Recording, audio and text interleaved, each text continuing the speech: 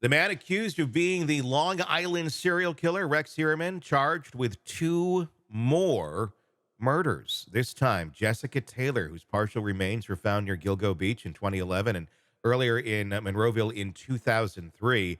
And then it goes back even further. We have a better idea on the timeline of Rex Heuermann's or alleged doings, killing Sandra Costello, whose remains were found all the way back in 1993 in the Hamptons, previously not associated with the Gilgo Beach investigation. Joining me to discuss, retired FBI Special Agent Jennifer Coffindaffer.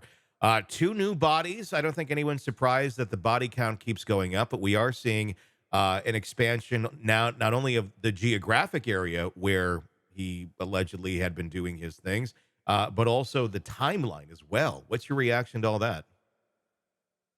Well, I think for me, the biggest wow shocker was the difference in modus operandi.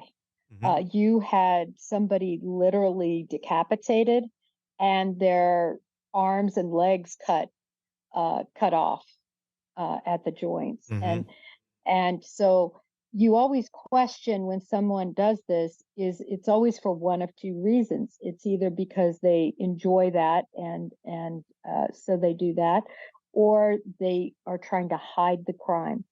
I'm very convinced, especially after reading his diaries, if you will, about how to kill, that he was quite adept at learning from his mistakes each time, Hmm. and adept at trying to hide what he had done. He also essentially severed off a tattoo Yeah. from one of his victims, so the identification would come late.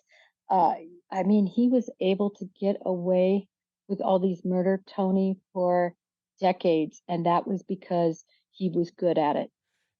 Another interesting thing is it seems he kind of has changed his path, or his methods, if you will, as time went on. I mean, some of the bodies that were found on Gilgo were not as chopped up as some of these were. It does make you wonder, did he start to get lazier in later years? Did it get more difficult or time consuming or tiring to go to the lengths that some of these initial victims appear to have been subjected to? Tony, that's a perfect point. I think you're exactly right because he talks about that too.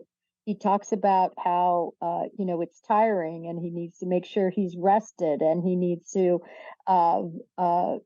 keep things short. Mhm. And I think he did have to cut down on everything. It was really also though uh, concerning to see over 20 stab wounds, and they said mortem.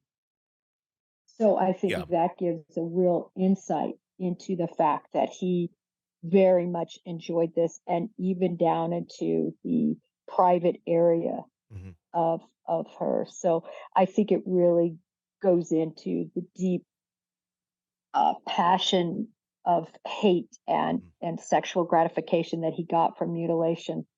Yeah, I mean, clearly, he really had a thing for this all the way down to documenting it that we've seen, and some of the verbiage that he uses.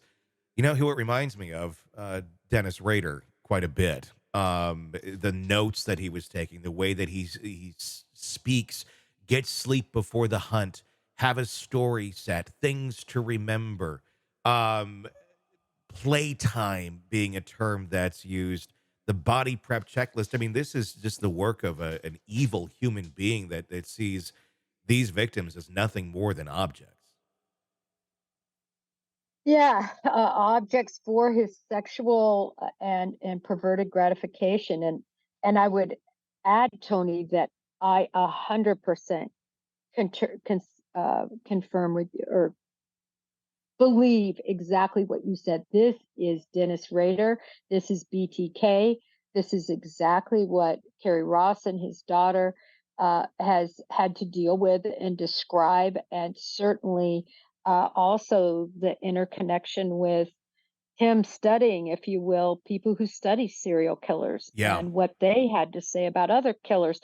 He knew he knew to go with people who had done it before him and to look at their handiwork, if you will. And that's why he got away with this for so long. Yeah. It is extremely chilling.